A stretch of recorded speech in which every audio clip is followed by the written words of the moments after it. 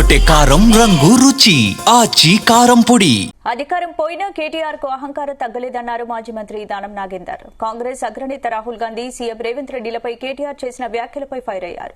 వ్యక్తిగత దూషణలతో ఏదో లబ్ది పొందాలని కేటీఆర్ చూస్తున్నారని, కానీ దానివల్ల ఆయనకు కలిగే డ్యామేజ్ గురించి బీఆర్ఎస్ పార్టీ ఆలోచించడం లేదన్నారు. భవిష్యత్తులో కేటీఆర్ ధోరణి మార్చుకోకపోతే పార్టీకి మరింత నష్టం తప్పదన్నారు దానం నాగేందర్. తీవ్రమైనటువంటి పదజాలం, ఎందుకంటే ఒక నాయకుడి మీద మీరు అలాంటి పదజాలం వాడడం కరెక్ట్ కాదు.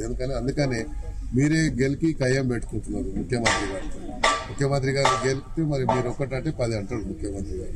అందుకని ఆలోచించాలి, ఏదన్నా అనే ముందు ఎందుకు అంటున్నామో, ఏ ఉద్దేశంతో అంటున్నాము మీరు చెప్పండి. రాజకీయంగా మీరు ఎన్ని రకాలుగా విమర్శించినా ముఖ్యమంత్రి గారు చెప్పారు, అందరు కూడా వెల్కమ్ చేస్తున్నారు.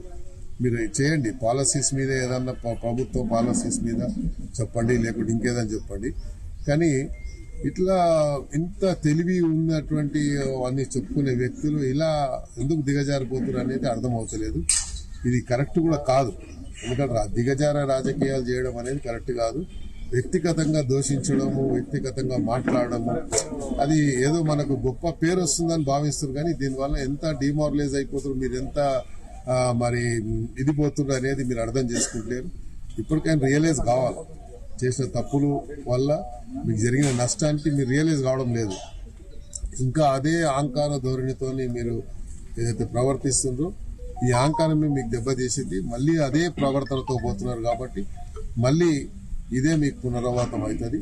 కాబట్టి ఇప్పటికైనా చేసిన దానికి క్షమాపణ చెప్పి, అపాలజీ చెప్పి, తప్పకుండా మీరు రాజకీయంగా విమర్శించండి. లేకుంటే రాష్ట్ర ప్రభుత్వం ఇచ్చిన హామీలు నెరవేర్చకుంటే మీరు లిఖిత పంపించండి రాహుల్ గాంధీ గారు, తప్పేం లేదు.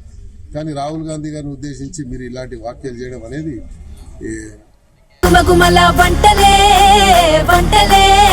ఎర్రగొట్టే కారం రంగు రుచి ఆచి కారం పొడి.